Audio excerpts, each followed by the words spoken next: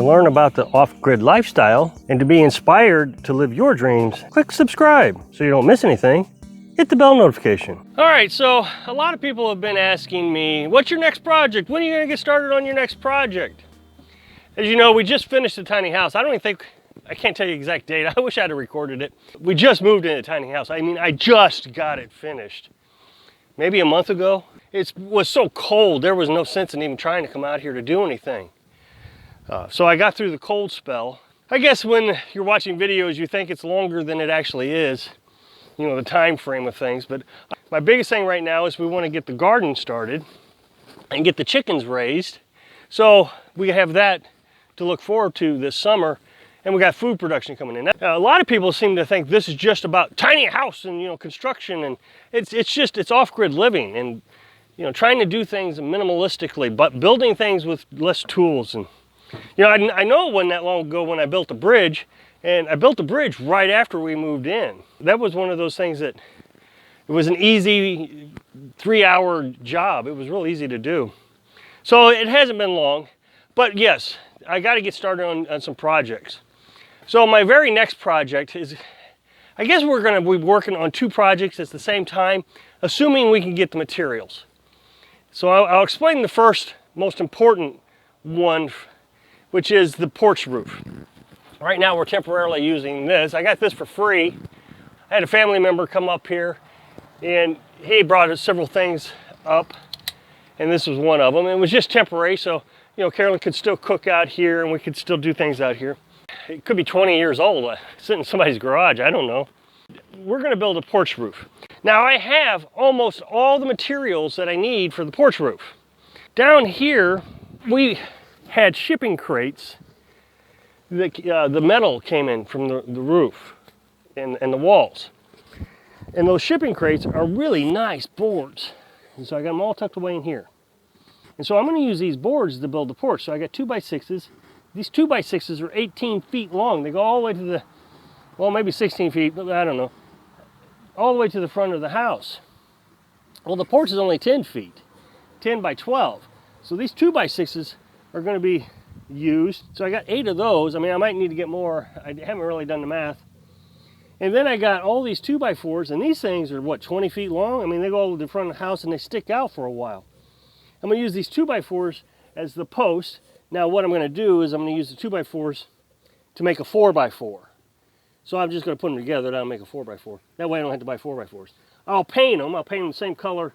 Well, actually I paint them the same color as this. I got that paint, or the same color as this. I got paint for that too. And there's one can of paint, and there's the other can right there. So I got paint. And so we'll paint that. My original plan was to buy the same color metal roofing for the roof of the porch. But Carolyn and I have talked a lot about that since this was put up.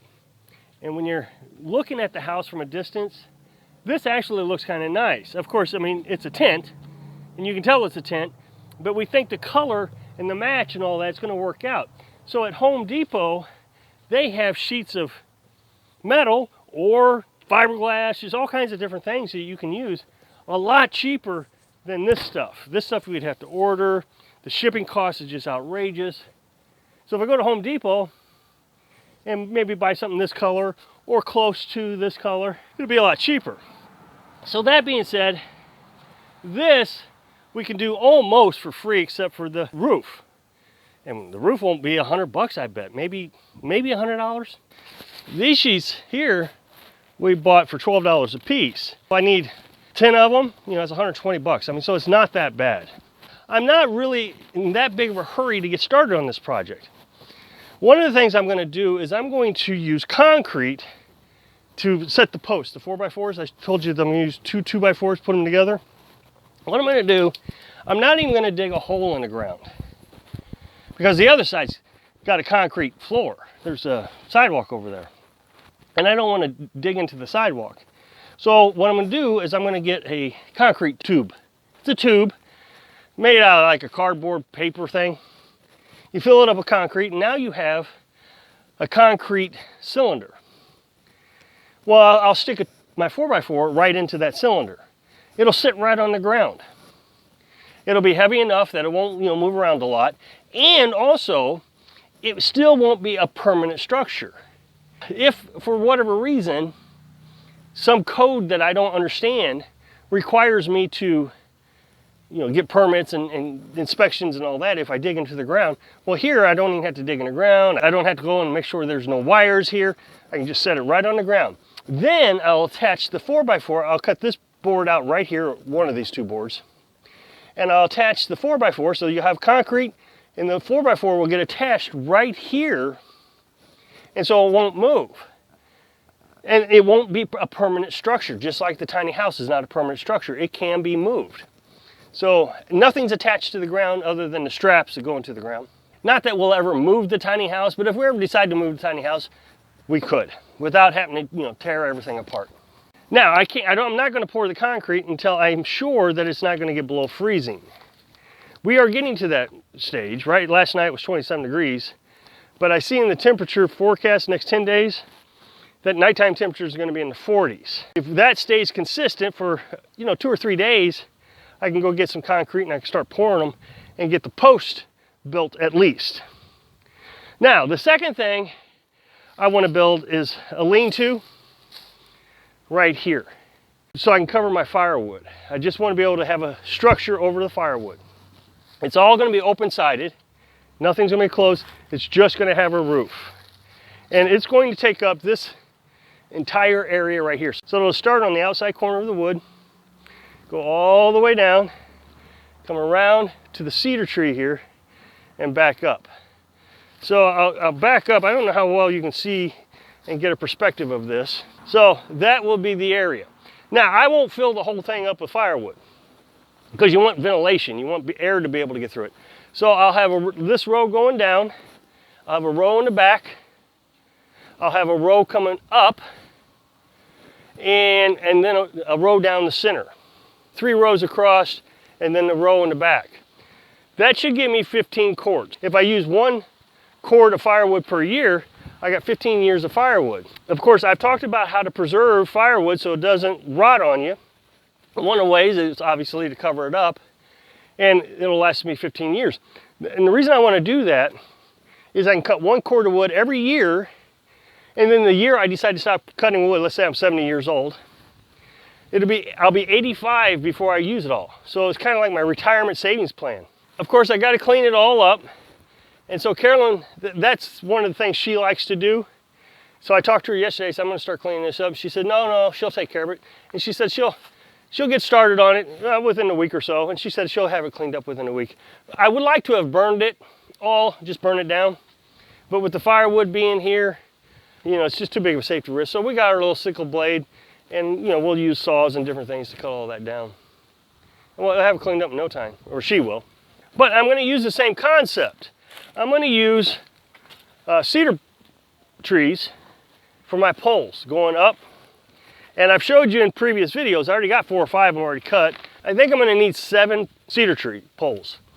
And so there'll be on 1 in each corner here.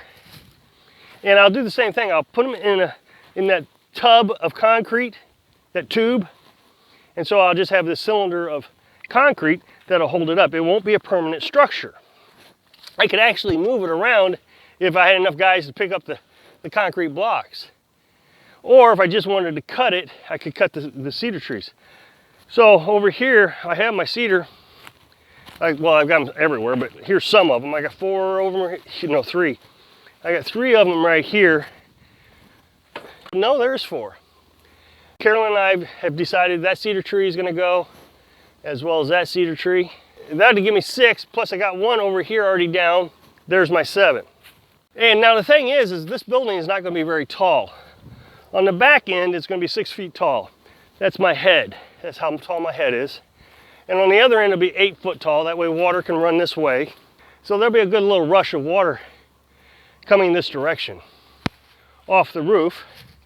And 6 feet is how high I'm stacking the wood. So you can see I'm roughly 6 feet. This might be 5'8", 5'7". So I'm trying to get it stacked to the height that I am. That way when we get down here, it'll be touching the roof. That's the plan. I'm not going to make this very fancy. And then finally, the reason this is taking so long to get done is I would like to do this as free as possible. Carolyn's been on the hunt on Facebook Marketplace for 2x6s so we can build the rafters and free metal. And you find metal all the time on Facebook Marketplace.